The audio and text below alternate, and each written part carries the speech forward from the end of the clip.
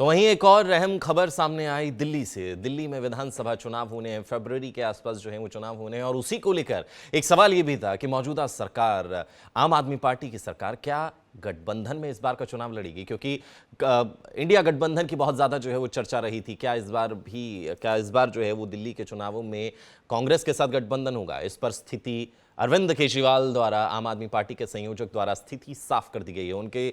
उनके द्वारा सिर्फ कुछ लफ्ज कहे गए और उन्होंने कहा दिल्ली में कोई गठबंधन नहीं होगा।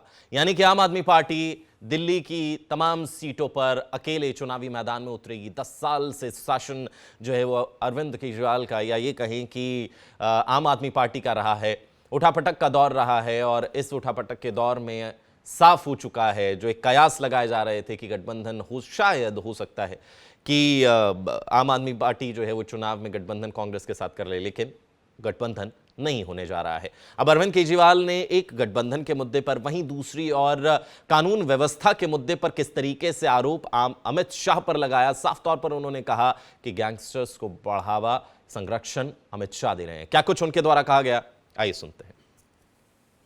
सर, विधानसभा चुनाव की अब सुगबुगाहट शुरू हो गई है, गठबंधन की लगातार बातें चल रही हैं, तो क्या दिल्ली में कोई गठबंधन नहीं होगा? सर, विधानसभा चुनाव की अब सुगबुगाहट शुरू हो गई है, गठबंधन की लगातार बातें चल रही हैं, तो क्या दिल्ली में कोई गठबंधन नहीं होगा? दिल्ली की कानून व्यवस्था, दिल्ली के लोगों की सुरक्षा जो है वो केंद्रीय गृह मंत्री के सीधे अंडर में आती है, अमित शाह जी के अंडर में आती है। तो मुझे उम्मीद थी कि मेरे मुद्दे उठाने पे अमित शाह जी कुछ कार्रवाई करेंगे। अमित शाह जी बलात्कारियों को पकड़ेंगे, अमित शाह जी गैंगस्टर्स को पकड़ेंगे, अमित शाह जी पुलिस को बोलेंगे कि इस तरह की घटनाएं अब नहीं होनी चाहिए।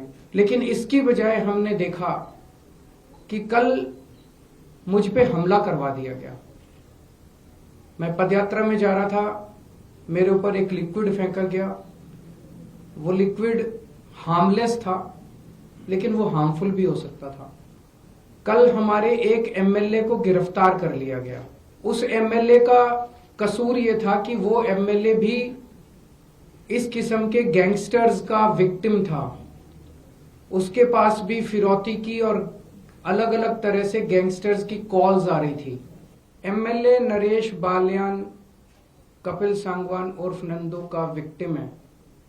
वहां से उनको इस तरह की कई धमकियां आई और उन्होंने, ये मैंने एक ही चिट्ठी पढ़ी है, उन्होंने कई चिट्ठियां दिल्ली पुलिस को लिखी कि इसके ऊपर कार्रवाई की जाए, मुझे लगातार धमकियां आ रही हैं। उस पे कार्रवाई करने की बजाय कल दिल्ली पुलिस ने नरेश बालियान को गिरफ्तार कर लिया। कल मेरे ऊपर हमला कराया गया। हमारा कसूर क्या था? हमारा कसूर था कि हम लोग दिल्ली की बिगड़ती हुई कानून व्यवस्था की बात उठा रहे थे। ये सीधा सीधा मैसेज है। गैंगस्टर्स को क्या संदेश दिया अमित शाह जी ने कि मैं हूं तुम्हें बचाने के लिए, चिंता मत करना। कोई कंप्लेंट आएगी, कंप्लेनेंट की ऐसी तैसी कर देंगे, कंप्लेन करने वाले की ऐसी तैसी कर देंगे, तुम चिंता मत करना, मैं बैठा हूं गृह मंत्रालय में तुम लोगों को बचाने के लिए।